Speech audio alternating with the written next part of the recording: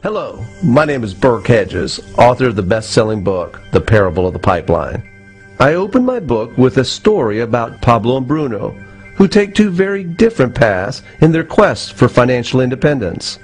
What you're about to see is the delightful animated story of their adventure.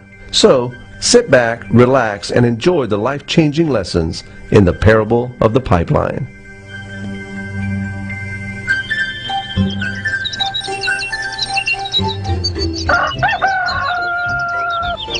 Far away, in a small village, near a beautiful valley, lived two friends, Pablo and Bruno. They were both young and dreamed of a better life for themselves. They'd often discussed their dreams about how they would become the most successful men in the village. They weren't afraid of hard work, and they searched for opportunities to help realize their goals and achieve their dreams. One day, an opportunity presented itself.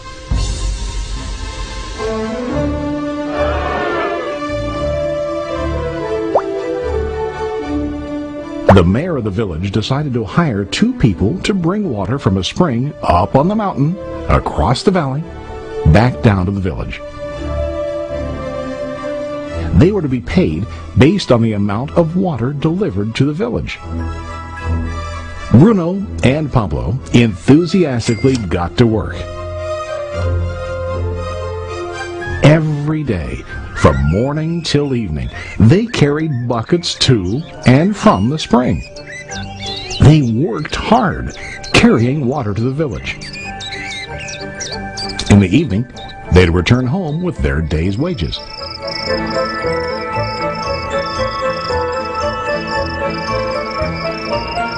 Bruno was satisfied with his work and the money he earned.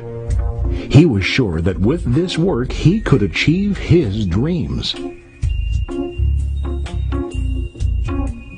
Bruno thought that to increase his wages he could use bigger buckets to bring more water each trip.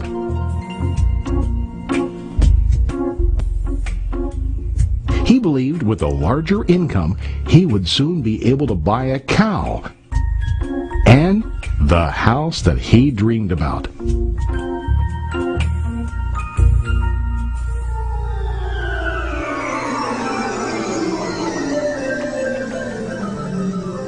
Now Pablo was not satisfied. At the end of the day, his back and hands ached and he was exhausted. He was looking for an easier way to earn more. One day an idea occurred to Pablo. He imagined building a pipeline to deliver the water from the mountain spring to the village. With this pipeline, he could get more water to the village without carrying buckets back and forth from the spring to the village. Soon, he got very excited about his idea and began to plan. Pablo, of course, shared his idea with his friend Bruno and asked him to join with him to work on and help build the pipeline. Bruno thought the idea was crazy. All Bruno could think about was what his money could buy today and how to get it quicker. He felt that building a pipeline would slow him down and delay him in achieving his goals. Instead, Bruno got bigger buckets and went more often back and forth, fetching water. He was sure that with this method, he could make more money. Pablo decided to build the pipeline on his own. He understood that it would not be easy to build, and it would take time to complete the pipeline. Pablo knew that it could take several years to finish, but he set his mind on his goal. Every day he worked and carried water like before. But on weekends and during his spare time, he worked hard to dig in the rocky soil and build his pipeline. In the first month, there was little to show for his work.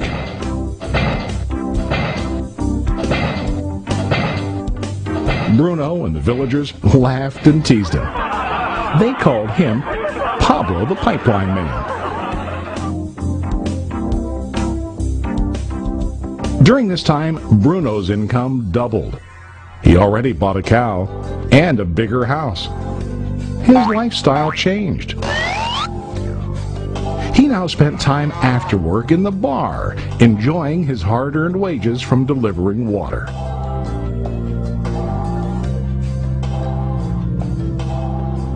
What Bruno didn't realize was that his body was starting to stoop from carrying the heavy buckets every day.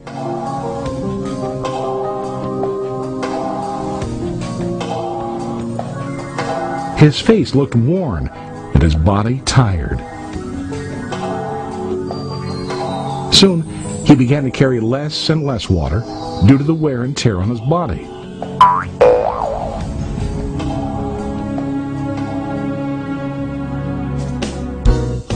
Month after month, Pablo worked. Soon a year passed, and then a second year. Finally, Pablo finished his pipeline. He now used his pipeline to deliver water to the village instead of carrying buckets. Pablo was now earning more money than ever before. The water continued flowing to the village, while Pablo wasn't working. While he slept and ate, the water flowed. Pablo was happy and proud of his insight, persistence, and hard work. Now his income flowed as long as the water flowed through his pipeline.